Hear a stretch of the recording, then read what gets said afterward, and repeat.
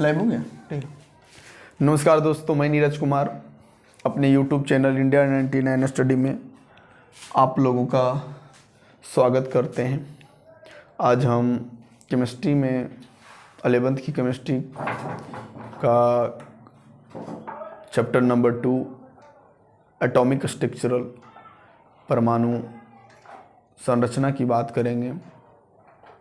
तो आइए देखते हैं चैप्टर नंबर 2 क्लास 11th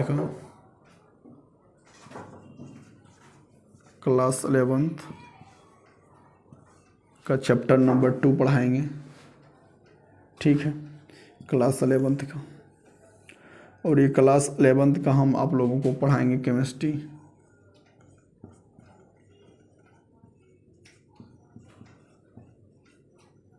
पढ़ाएंगे। ठीक है, और चैप्टर नंबर 2 और इस चैप्टर नंबर 2 का नाम है आपका परमाणु संरचना, एटॉमिक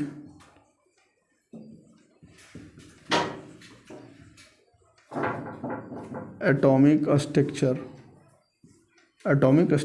ठीक है, इस पे बात करेंगे। इससे जानने से पहले हम पदार्थ के बारे में जानेंगे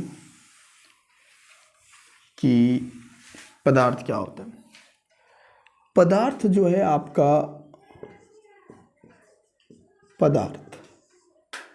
पदार्थ में आपका एक है शुद्ध पदार्थ।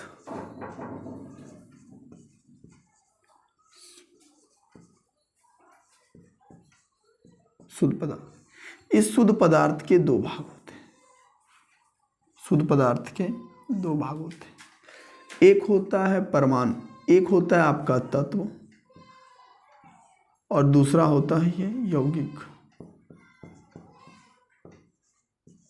इसको कहते हैं एलिमेंट,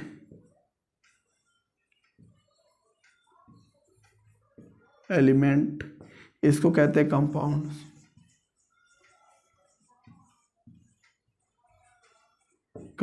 कहते हैं। ठीक है, ये जो तत्व है, इसी तत्व में होता है आपका परमाणु।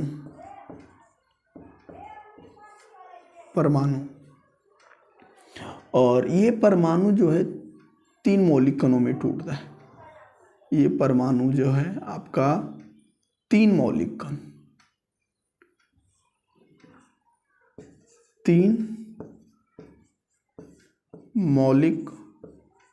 कण में टूटता है। एक को कहते हैं इलेक्ट्रॉन, जिस पे ऋणावेश होता है, एक होता है प्रोटॉन जो धनावेश होता है, एक होता है न्यूट्रॉन जो उदासीन होता है। ये 3 चीज़ें हैं।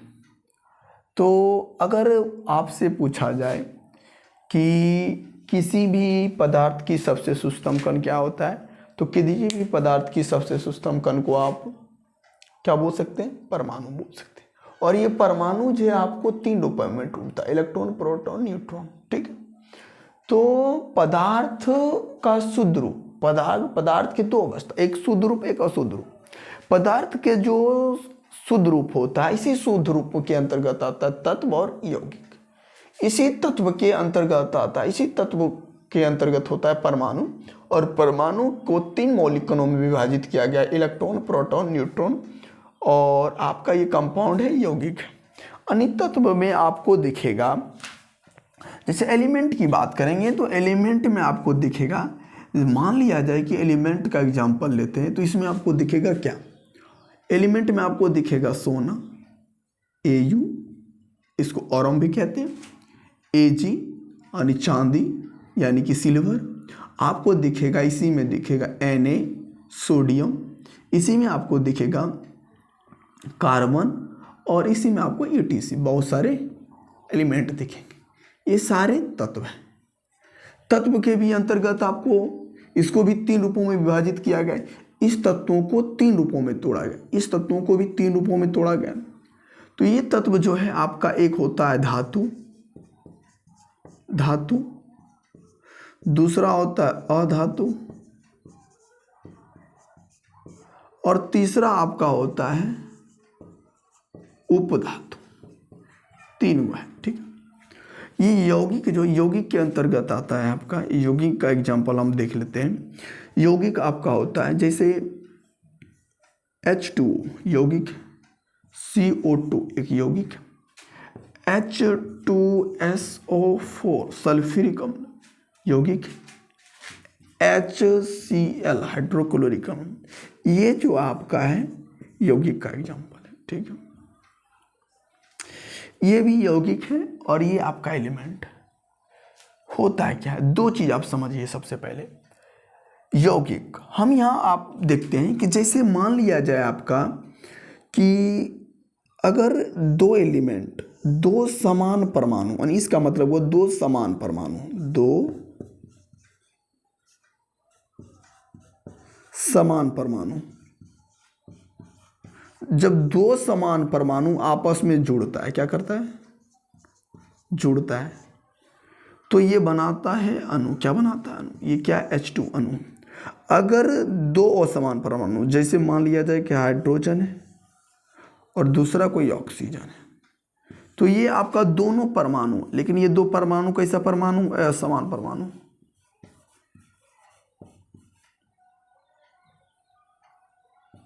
असमान परमाणु, ये जब मिलेगा तो किसका निर्माण करेगा, यौगिक का, यानी H2O। ये एक प्रकार का क्या है, यौगिक है। यानी ये भी आप इसको अणु कह सकते हैं। और ये अणु किसका रूप है, कंपाउंड का।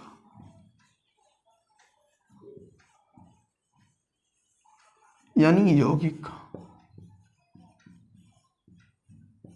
यौगिक का। यानी 2 समान परमाणु जब आपस में जुड़ते हैं तो यौगिक का निर्माण करते हैं। वही जब 2 असमान परमाणु आपस में जुड़ते हैं तो वो भी अणु का ही निर्माण करते हैं, लेकिन वो क्या कहलाते हैं, यौगिक कहलाते हैं। कोई दिक्कत यहाँ से। चैप्टर नंबर 11 को जो कहता है कि परमाणु यानी एटम। तो परमाणु की संरचना को देखेंगे।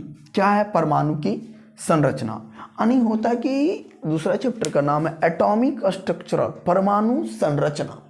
तो परमाणु संरचना जो है, संरचना का मतलब होता है बनावट, किसी चीज का बनावट, किस तरीके से बनाया गया, किस किस का उसमें यूज किया गया, उनकी बनावट को देखेंगे। इस चैप्टर में उनकी पूरी व्याख्या को अध्ययन करना। तो सबसे पहले हम ये सब कॉपी आप कर लीजिएगा, नहीं तो वीडियो को पॉज करके आप देख लीजिएगा, रोक कर देख लीजिएगा। इससे थोड़ा सा हम आगे बढ़ते हैं, उसके बाद परमाणु के बारे में हम देखेंगे। ठीक है, यहाँ तक आप कॉपी कर लीजिए, आगे चलते हैं।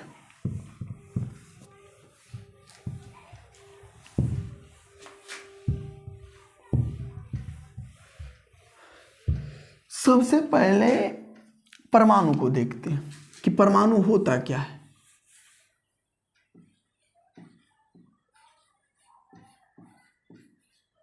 परमाणु इसको कहते हैं एटम। एटम, ठीक है, थोड़ा सा देख लीजिएगा इंग्लिश, ठीक है। एटम, परमाणु। तो कहा जाता है कि परमाणु शब्द जो है, परमाणु शब्द जो है, सबसे पहले आपका परमाणु शब्द की बात करते हैं। अगर आपसे पूछे कि परमाणु शब्द किसने दिया, तो परमाणु शब्द जो है आपका, ये परमाणु शब्द जो है डेमोक्रिटस,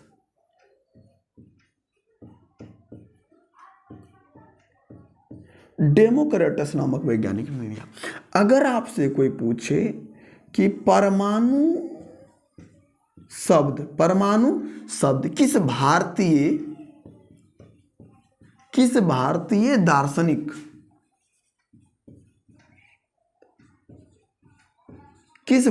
दार्शनिक ने दिया, तो इसका उत्तर होगा महर्षि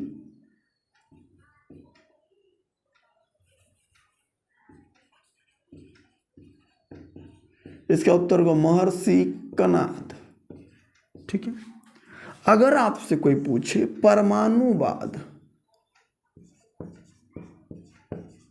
परमाणुवाद या इसी को हम कहते हैं परमाणु सिद्धांत, परमाणु सिद्धांत, ये जो आपका दिया है जॉन डाल्टन, जॉन डाल्टन नामक वैज्ञानिक। कोई दिक्कत? तो सबसे पहले देखेंगे परमाणु, एटम क्या हुआ। तो आज से कई प्राचीन समय की बात है कि एक भारतीय दार्शनिक आपका था महर्षि कणाद। उन्होंने कहा था कि पदार्थ जो है सुस्तम कणों से मिलकर बना हुआ है। पदार्थ किससे मिलकर बना हुआ है? पदार्थ जो है सुस्तम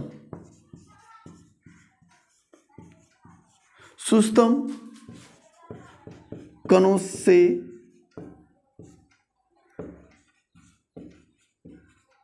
मिलकर बना है। सुस्तम कणों से मिलकर बना है। किसने कहा कि पदार्थ सुस्तम कणों से मिलकर बना हुआ? आपका कहा था प्राचीन समय में कहा था, प्राचीन समय में कहा था भारतीय दार्शनिक महर्षि कणाद। महर्षि कणाद यानी इन्होंने कहा था कि पदार्थ जो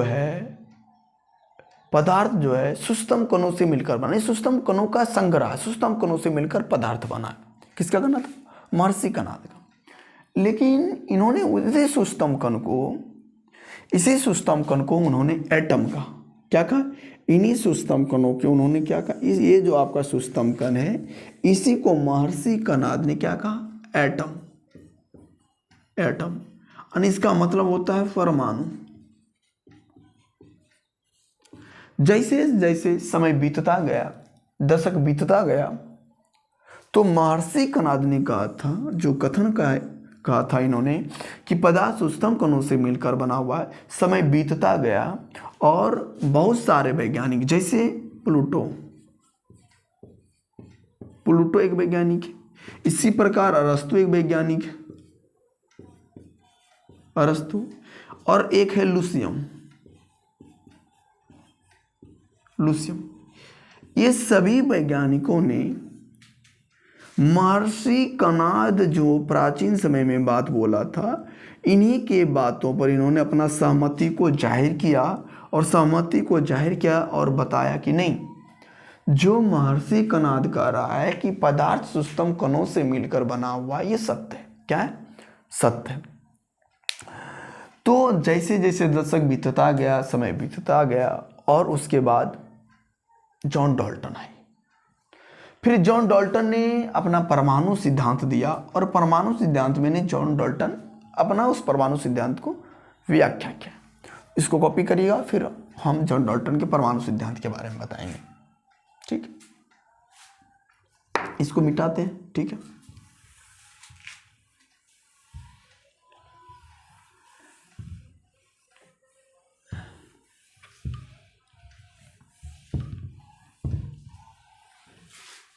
अब देखते हैं जॉन डाल्टन का परमाणु सिद्धांत।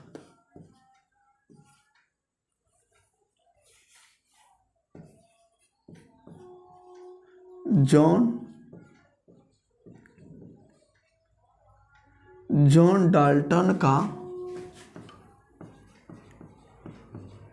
परमाणु सिद्धांत क्या है, इसको थोड़ा सा देखते हैं। पहला पॉइंट में देखेंगे, जॉन डाल्टन ने परमाणु सिद्धांत सन 1808 में दिया था। कब दिया था? सन 1808 में। तो जॉन डाल्टन ने परमाणु सिद्धांत कब दिया? सन 1808 में। उन्होंने कहा था कि पदार्थ की सबसे सुस्तम कण को एटम कहेंगे। पदार्थ की सबसे सुस्तम कण को क्या कहेंगे? एटम कहेंगे। यानी पदार्थ के सबसे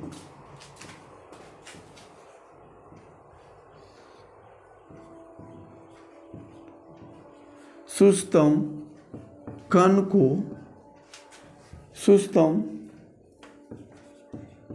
को परमाणु कहेंगे कहेंगे पहला बात। दूसरा बात इन्होंने क्या कहा था, समझिए होता क्या, इन्होंने कुछ खास नहीं कहा। जो बात महर्षि कणाद द्वारा कहा गया उन्हीं को बातों का थोड़ा सा मॉडरेट में कहकर बताया गया और कुछ विशेष प्रावधान भी दे। पहला बात। दूसरा बात इन्होंने कहा था कि कोई भी परमाणु है, कोई भी परमाणु है, अब परमाणु विभाज्य नहीं होगा, यानी परमाणु जो है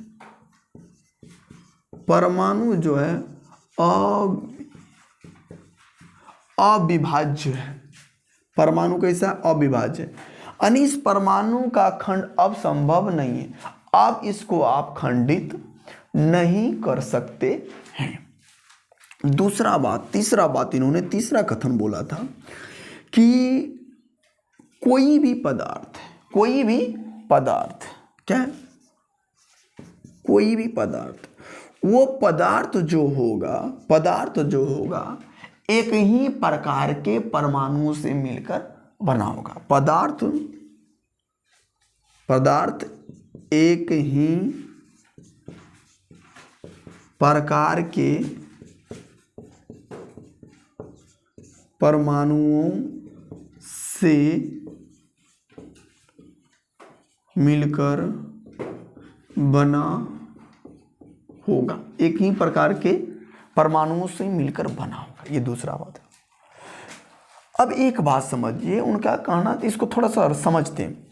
उनका कहना था कि मान लिया जाए कोई लड्डू है, छोटा छोटा छोटा छोटा,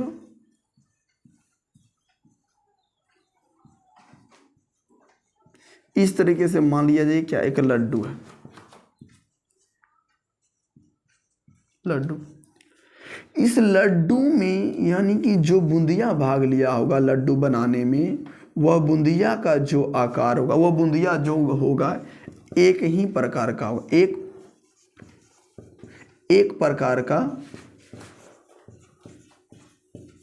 एक प्रकार का बूंदिया होगा, ठीक है। यानी इसका कहने का मतलब इनकी आकृति और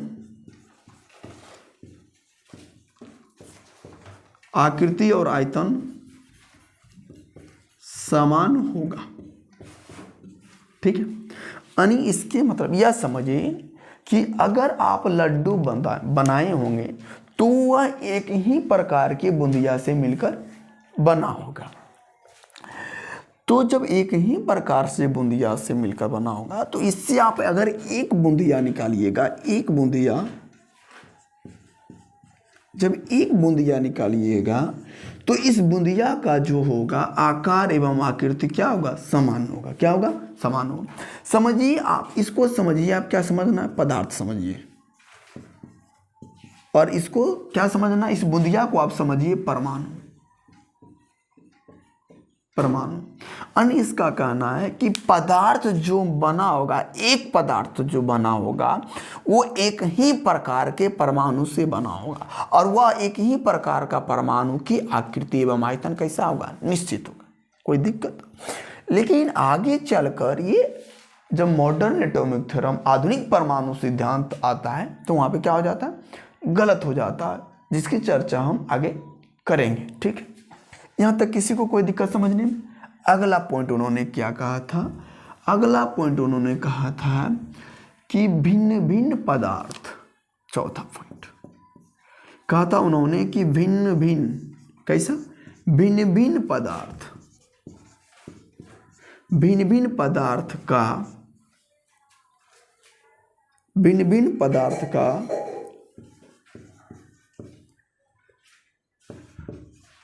परमाणुओं का,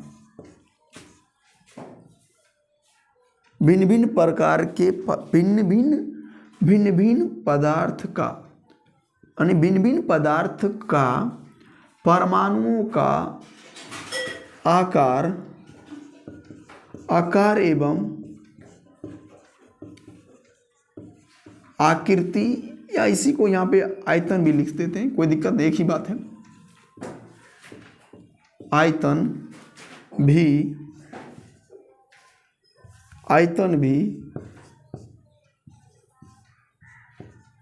भिन्न भिन्न होगा, कोई दिक्कत।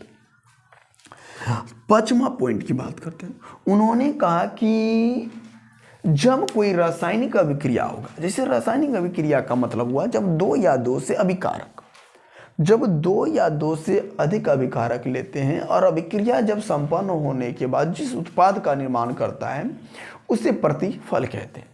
तो जॉन डाल्टन का कहना था किसी भी रासायनिक अभिक्रिया में, यानी किसी भी रासायनिक अभिक्रिया में जो भाग लेगा उसके लिए सभी सबसे सूक्ष्म कण क्या होगा? परमाणु होगा। क्या होगा? परमाणु होगा। यानी रासायनिक अभिक्रिया का सबसे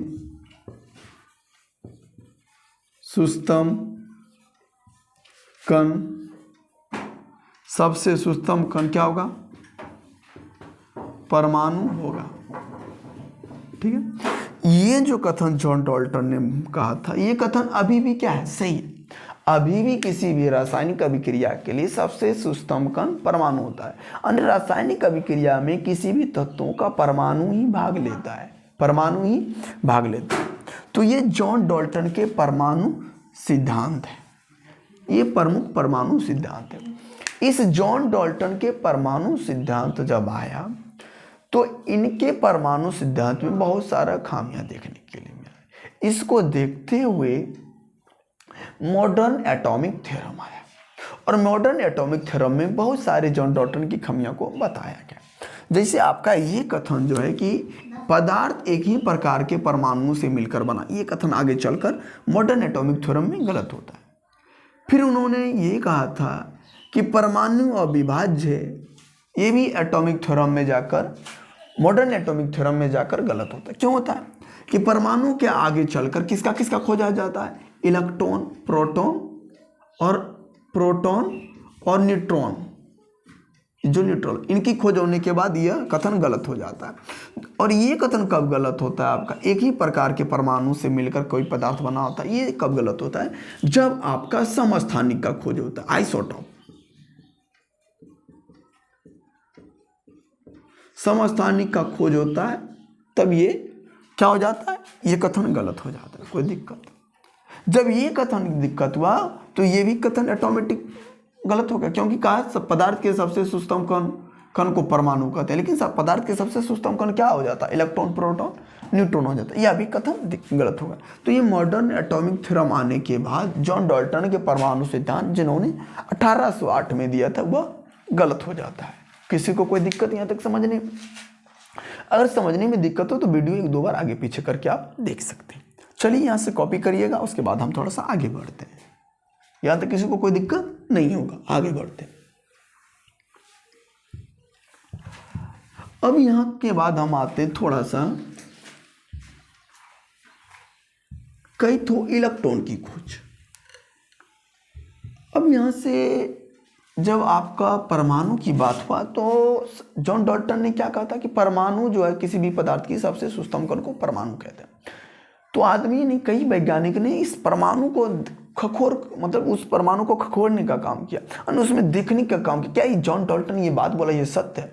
उन्होंने परमाणु को देखा और देखते समय उन्होंने परमाणु को कई भागों में विभाजित किया, जैसे इलेक्ट्रॉन, प्रोटॉन, न्यूट्रॉन, मैग्नेट्रॉन तोड़ा। तो सबसे पहले हम देखते हैं इलेक्ट्रॉन। सबसे पहले थोड़ा सा हम एक कब किसका खोज किसने किया उसको थोड़ा सा देख लेते हैं। उसके बाद थोड़ा सा हम चर्चा करेंगे कैसे इलेक्ट्रॉन की खोज हुई, किस तरीके से प्रोटॉन की खोज हुई, किस तरीके से न्यूट्रॉन की खोज। सबसे पहले आप जानिए कि इलेक्ट्रॉन का खोज, इलेक्ट्रॉन का जो खोज है आपका, ये जे थॉमसन,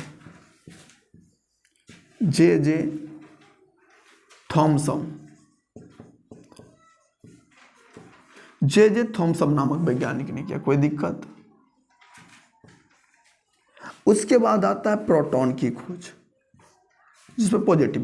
प्रोटॉन का खोज जो होता है रदरफोर्ड,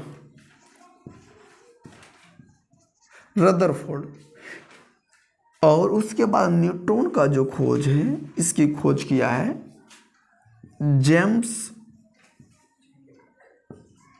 चैडविक।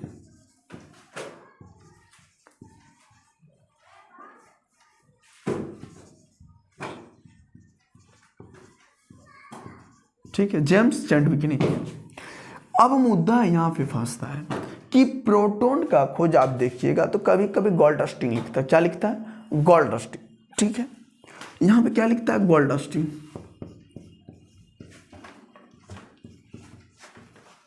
गोल्डस्टीन। तो प्रोटॉन का खोज की मामला थोड़ा सा फंसता है कि गोल्डस्टीन किया या रदरफोर्ड किया। अगर आपसे कोई पूछे तो आप रदरफोर्ड ही बोलिएगा, गोल्डस्टीन रेयर केस में होता है, कोई दिक्कत। जैसे आप समझने की कोशिश करिए कि अगर हम इस पेन की अगर खोज किए हैं तो खोज करने के बाद इस पेन के बारे में हम कोई भी गुण नहीं बताएं कि इससे क्या होता है, इससे लिखा जाता है, क्या होता है, नहीं होता है, लेकिन हमने खोज किया तो दुनिया को कैसे पता चलेगा इसका यूज कैसे करना है, नहीं करना है। आप खोज कर लिए, किसी को जानकारी नहीं दिए, कैसे पता चलेगा? तो रदरफोर्ड ने क्या किया, उसी खोज को दोहराते हुए और उनकी प्रकृति के बारे में बताया। इसीलिए ज़्यादातर श्रेय प्रोटॉन की खोज रदरफोर्ड को जाता है, लेकिन वास्तविकता में रदरफोर्ड की खोज, इलेक्ट्रॉन की खोज किसने किया?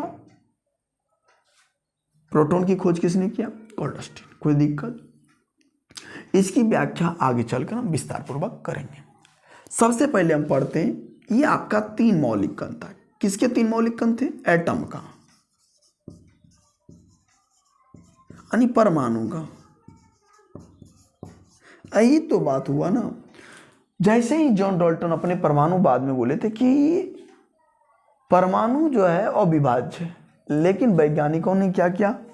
आपका परमाणु को इलेक्ट्रॉन, प्रोटॉन और न्यूट्रॉन 3 मौलिक कणों में तोड़ा। सबसे पहले हम इलेक्ट्रॉन की खोज पढ़ेंगे, उसके बाद प्रोटॉन की खोज, उसके बाद न्यूट्रॉन की खोज। किसी को कोई दिक्कत? तो सबसे पहले देखते हैं, इलेक्ट्रॉन की खोज पढ़ते हैं।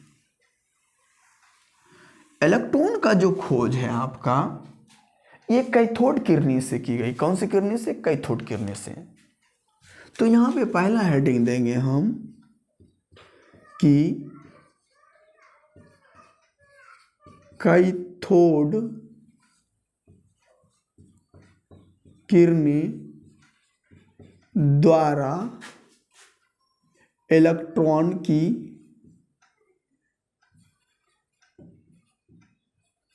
खोज। ठीक है, इलेक्ट्रॉन की खोज, कैथोड किरणें द्वारा इलेक्ट्रॉन की खोज। इससे जानने से पहले थोड़ा सा 1 से 2 बात जान लीजिए। सबसे पहले जानिए कि अगर आपका कोई धातु है, अगर कोई धातु की छड़ हो, क्या हो? धातु की छड़,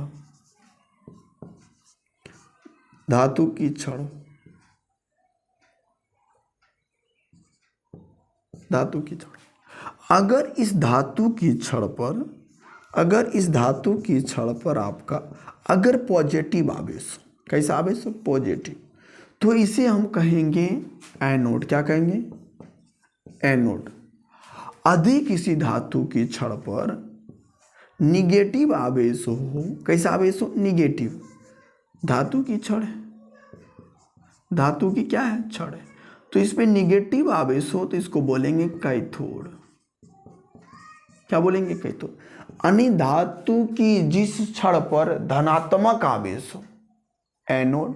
धातु की जिस छड़ पर ऋणात्मक आवेश हो, उसे कैथोड। कोई दिक्कत नहीं, यहां तक किसी को कोई दिक्कत नहीं। इसको साइड में रफ में चाहते हैं तो रफ में लिख सकते हैं, कोई दिक्कत नहीं। इससे थोड़ा सा आगे चलते हैं, ठीक है? थोड़ा सा बात समझते जाइएगा। उसके बाद यह समझिए, मान लिया जाए एक कोई कमरा है, ये आप समझ लीजिएगा ना, तो इस नियम को थोड़ा सा समझने में दिक्कत नहीं होगा। मान लिया जाए एक कमरा है, ठीक है? तो इस कमरा में मान लिया जाए कोई गैस है, मान लेते एयर भरा है, एयर भरा है। तो आप लोग जानते हैं कि एयर का जो कण होता है ये कैसा होता है? स्वतंत्र तंत्र होता है। अगर आप एक छोटा सा पात्र में थोड़ा सा गैस रखिएगा तो पूरा पात्र को घेर लेगा, यानी गैस का कण स्वतंत्र होता है। अब थोड़ा सा ही गैस लीजिए, छोड़ दिए तो पूरा रूम को भर देगा। यानी इनका मतलब हुआ गैस का कण एक दूसरे से स्वतंत्र होते हैं। एक दूसरे से गैस का कण प्रबल आकर्षण बल से बंधे नहीं होते, इसमें दुर्बल आकर्षण बल होता है। यानी सबसे जो आकर्षण बल होता है सबसे लो क्वालिटी का गैस में होता है। ठीक है, तो इनके कण स्वतंत्र होते हैं। तो इनका कण क्या करता है? इस पात्र पर बल लगाता है। क्या लगाता है? बल लगाता है। क्या लगाता है? यानी ये सोचता है कि हम इसको तोड़कर निकल जाएं और जितना से जितना जगह जगह को क्या करेंगे, यानी इस पात्र के, यानी इस बर्तन के सतह पर गैस के कणों द्वारा, किसके? गैस के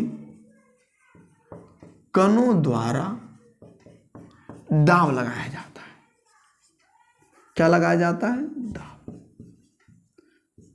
यानी जिसको आप प्रेशर बोल सकते हैं। क्या करते हैं? प्रेशर बोलते हैं। कि ठीक है, सपोर्टेड समझिए, अगर इस गैस के कणों को मान लिया जाए एक नली द्वारा निकाल दिया जाए, तो निकालने का बाद क्या होगा? गैस के कण इस नली से निकल जाएगा। क्या करेगा? निकल जाएगा। निकलने के बाद, और निकल जब जाएगा तो अगर जब पूरा तरीके से इस बर्तन से या इस रूम से जो माना निकाल दी, और उसके बाद यहाँ पर एक आप नॉब लगा दीजिए। नॉब लगाने का मतलब है टोटी स्टॉप कर दीजिए। अब इससे में हवा ना आ सकता है ना हवा जा सकता है। अब क्या हुआ? इसमें गैस खत्म हो गया, यानी ये जो आप कण, इसमें कण है नहीं, तो इस बर्तन के सतह पर आप दाब लगाएगा? नहीं लगाएगा। तो इस गैस के इस बर्तन के सतह पर दाब कैसा हो गया? निम्न दाब हो गया। कैसा हो गया? निम्न दाब। कोई दिक्कत? ये निम्न दाब हो गया। यहां तक किसी को कोई दिक्कत नहीं? निम्न दाब हो गया। चलिए आगे बढ़ते हैं, समझिएगा इनका यूज आगे। ठीक है, गौर से सुनिएगा, ध्यान से समझिए, नहीं में कोई दिक्कत नहीं हुआ। यह प्रयोग जो है, कैथोड किरणीय प्रयोग जो है, यह प्रयोग सर्वप्रथम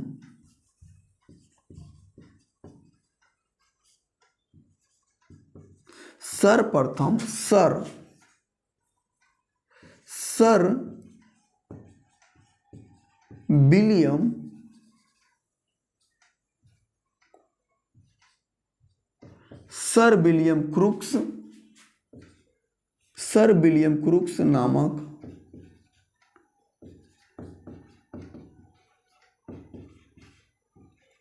वैज्ञानिक ने किया। सर विलियम क्रूक्स नामक वैज्ञानिक ने किया। यह प्रयोग जो है लगभग 1879 या 80 के आसपास हुआ है। कोई दिक्कत नहीं है। तो सर विलियम क्रूक्स ने कैथोड किरणें प्रयोग करने से पहले उन्होंने क्या किया? एक कांच की ट्यूब लिया। क्या लिया? एक कांच का ट्यूब लिया, इस प्रकार से।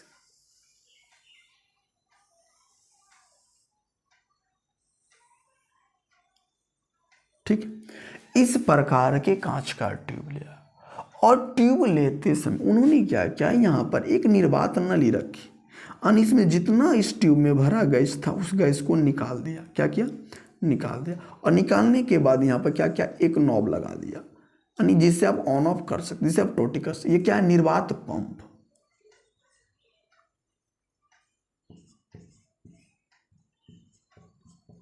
निर्वात पंप है। कोई दिक्कत? ये आपका क्या है? कांच की नली,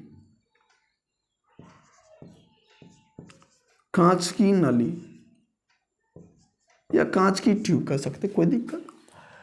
जब उन्होंने इस पाइप के माध्यम से, इस निर्वात पंप के माध्यम से इस बॉक्स के अंदर, इस कांच की नली के अंदर जब गैस निकाल दिया, गैस जब तक नहीं निकाला तो गैस के कणों द्वारा इस कांच की नली पर ऊपर दाब लगाया जा रहा था और नीचे दाब लगाया जा रहा था और इधर दाब लगाया जा रहा था। तो उन्होंने गैस निर्वात पंप से गैस निकाल दिया, ठीक है, इसके अंदर भरा हुआ गैस को। तो जो इसके अंदर जो हुआ, क्या हुआ, निम्न दाब हो गया। क्या हो गया, पहले उच्च दाब था, अब निम्न दाब हो गया। कोई दिक्कत, यहाँ तक तो किसी को दिक्कत। फिर उन्होंने क्या किया, 2 धात्विक रड लिया। कैसा लिया, धात्विक रड। ध्यान रखिएगा एक बात कि 2 धात्विक रड लिए, ऐसा धात्विक रड लेना है, और यहाँ पे लिख देते हैं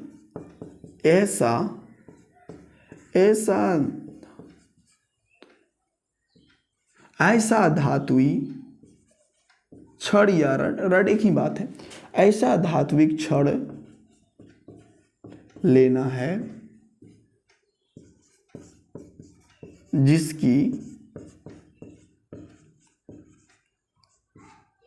जिसकी गालक क्षमता कैसा हो, कम।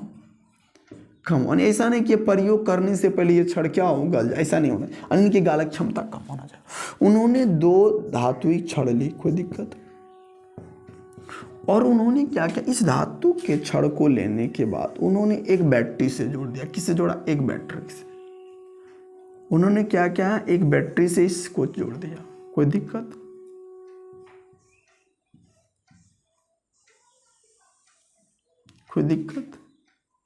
बैटरी, जो बैटरी लिया वो लगभग आपका कितना वोल्टेज का था, 10,000 का। कितना, 10,000 वोल्ट का था, ठीक है, कोई दिक्कत, 10,000 वोल्ट का था, ठीक। एक सिरे को उन्होंने निगेटिव से जोड़ा, एक सिरे को उन्होंने पॉजिटिव से जोड़ा। तो धातु की जिस छड़ पर निगेटिव, इस पर निगेटिव आवेश आ जाएगा और इस पर पॉजिटिव आवेश। धातु की जिस छड़ पर निगेटिव आवेश आएगा उसको क्या बोलेंगे, कैथोड। कोई दिक्कत। और धातु की जिस छड़ पर पॉजिटिव आवेश उसे क्या बोलेंगे, एनोड। और ये जो एनोड लिया था, छिद्रित एनोड था, इस तरीके से छिद्रित एनोड, ऐसे इसको लिख सकते थे, इस तरीके से छिद्रित एनोड। कैसा एनोड था, छिद्रित एनोड। उसके बाद उन्होंने क्या किया कि इस कांच की नली में उच्च दाब, उच्च विभवांतर, सॉरी यहां पे उच्च विभवांतर,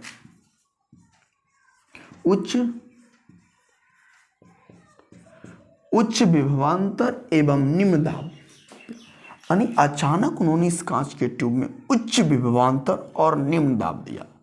ऐसा करने से कैथोड की ओर से एक किरणें निकली। कैसा, कैथोड की ओर से एक किरणें निकली, कैथोड की ओर से किरणें निकलने लगी। उन्होंने क्या किया कि इस कांच के ट्यूब में उच्च विभवांतर और निम्न दाब दिया। तो उन्होंने देखा कि कैथोड की ओर से कुछ किरणें निकल रही है। कैसी किरणें निकल रही थी,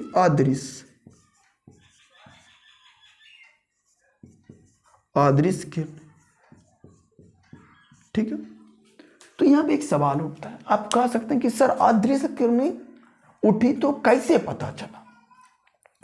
तो इसके लिए उन्होंने क्या किया, इस कांच के ट्यूब पर यहां पे एक जिंक ब्लेड का, किसका, जिंक ब्लेड की परत चढ़ाई, जिंक ब्लेड का परत चढ़ा दी। कैसा परत चढ़ाई, जिंक ब्लेड का लेप चढ़ा दिया, ZnS, यानी जिंक ब्लेड की पर्दा लगा दी।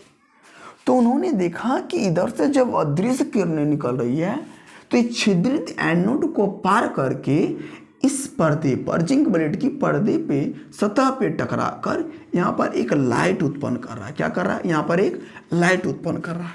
यहाँ पर जो ये लाइट उत्पन्न कर रहा था, यहाँ पर जो लाइट उत्पन्न कर रहा था, इस लाइट का रंग था कैसा, हरा, हरी लाइट थी। कैसी लाइट थी, हरी लाइट।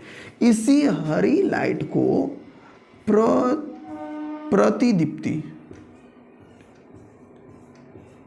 प्रतिदीप्ति या इसी लाइट को आप कह सकते हैं अस्फुदीप्ति।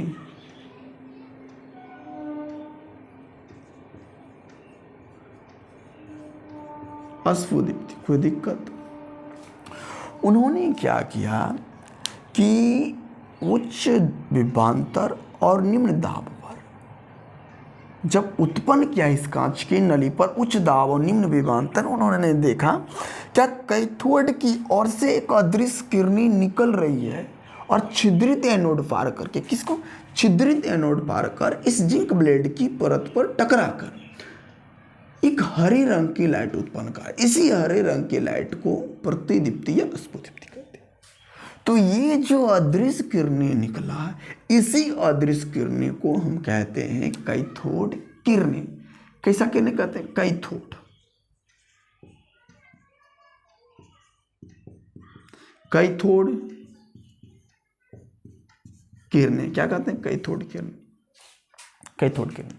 देखिए इसमें भाषा किस तरीके से आप लिख सकते हैं कि जब, सुनिएगा, और अगर लिखना चाहते हैं तो लिखिएगा, इसको लिखिएगा ऐसे, जब सर विलियम क्रूक्स ने कांच के एक नली लिया जिसमें उन्होंने उच्च विभवांतर एवं निम्न दाब को उत्पन्न किया, तो कैथोड की ओर से एक अदृश्य किरणी निकलती है जो छिद्रित एनोड को पार करके जिंक ब्लेड की सतह पर, जिंक ब्लेड की पर्दे की सतह पर, कांच की ट्यूब की सतह पर एक हरे रंग की लाइट उत्पन्न करता है, जिसे प्रतिदीप्ति या अस्फुदीप्ति कहते हैं। यही जो कैथोड की ओर से अदृश्य किरणें निकलती है, इसी अदृश्य किरणें को हम कैथोड किरणें कहते हैं, कैथोड किरणें कहते हैं। तो यहाँ पर एक बात यहाँ लिख सकते हैं आप इस प्रकार से, यहाँ पे इसको लिख देते हैं। यहाँ पर कब से कब किया, 1700 सर विलियम क्रूक्स ने किया। कब किया, तो यहाँ पे लिख देते हैं 1879 और 80। कोई दिक्कत, लिखिए यहाँ पे लिख सकते हैं इसके बारे में कि जब सर विलियम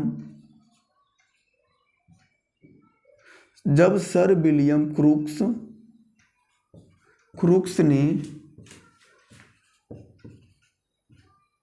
कांच की नली में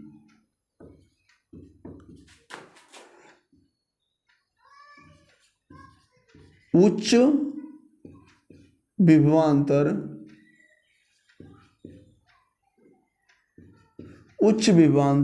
एवं निम्न दाब उत्पन्न किया, तो कैथोड की ओर से एक अदृश्य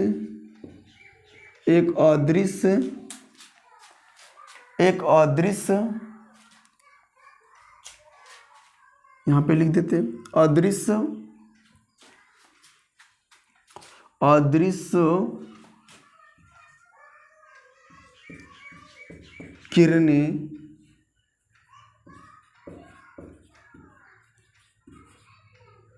निकली, अदृश्य किरणें निकली जिसे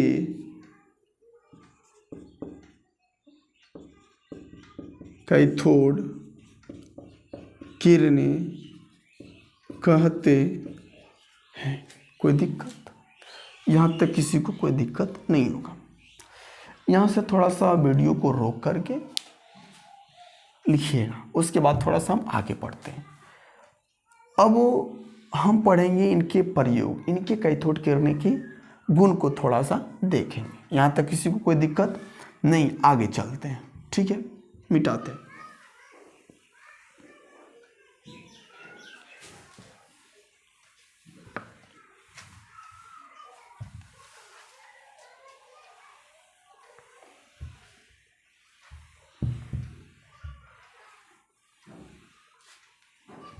ठीक है। अब इनकी थोड़ा सा गुण देखते हैं। कैथोड किरण, एक दो गुण देख लेते हैं। कैथोड किरणें का यहाँ लिख देते, कैथोड किरणें की गुण। उन्होंने देखा कि कैथोड किरणें जो है इस प्रकार से था।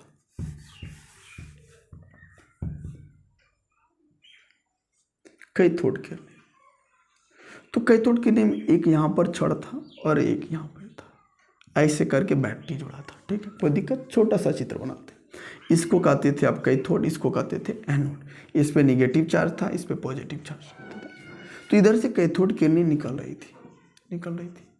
तो कैथोड किरणें को क्या किया गया कि चुंबकीय एवं विद्युतीय क्षेत्र में रखा गया। पहले क्या किया गया, पहले विद्युतीय क्षेत्र में रखते थे, विद्युतीय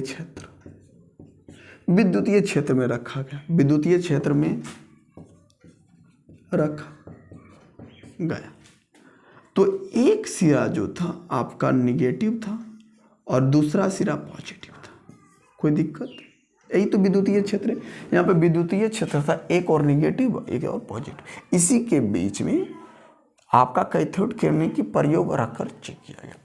तो देखा गया कि कैथोड किरणें की झुकाव जो था ये किसकी ओर था, पॉजिटिव की ओर। पॉजिटिव की ओर था, किसकी ओर, पॉजिटिव की ओर। तो वैज्ञानिक ने देखा कि कैथोड किरणें की झुकाव पॉजिटिव की ओर क्यों है। यानी इसका मतलब यह है कि कैथोड किरणें अगर निगेटिव है तभी तो इसका झुकाव पॉजिटिव की ओर है। अगर निगेटिव नहीं रहता तो कैथोड किरणें की झुकाव पॉजिटिव की ओर नहीं होता। जैसे सिंपल सी बात समझिए, एक नेचर की बात समझिए। मान लिया जाए कि कोई हीरो है, ठीक है, हीरो है, एक और कोई हीरो है, एक हीरोइन है। इस प्रकार से समझिए, अगर कोई हीरो जा रहा है, मान लिया जाए कि जा रहा है, तो इसके झुकाव हीरो की ओर नहीं होगा, इसके झुकाव किसकी ओर, हीरोइन की ओर। इसका मतलब ये समझिए कि अगर ये हीरो है तो इसका झुकाव किसकी ओर होगा, हीरोइन की ओर होगा। और इसी प्रकार समझिए, अगर कोई पॉजिटिव है तो इसका झुकाव निगेटिव की ओर होगा, अगर कोई निगेटिव है तो इसके झुकाव पॉजिटिव की ओर होगा। कोई दिक्कत नहीं। और इससे यह पता चलता है कि जब आपका कैथोड किरणें प्रयोग को विद्युतीय क्षेत्र के अंतर्गत रखा गया तो रखने के बाद देखा गया क्या कि कैथोड किरणें की झुकाव पॉजिटिव की ओर, किसकी ओर, पॉजिटिव की ओर। तो वैज्ञानिकों ने पता किया कि ये पॉजिटिव की ओर है झुकाव, यानी इसका मतलब कैथोड किरणें कैसी है, निगेटिव है। अर्थात हम कह सकते हैं कि, यहाँ लिखिएगा, अर्थात हम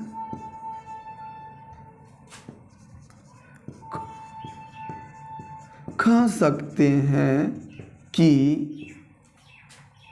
अर्थात हम कह सकते हैं कि कैथोड किरणें की प्रकृति कैसा है, ऋणात्मक है, ऋणात्मक है। ये पहला गुण हुआ। कोई दिक्कत, यहाँ तक किसी को समझने में कोई दिक्कत नहीं होगा।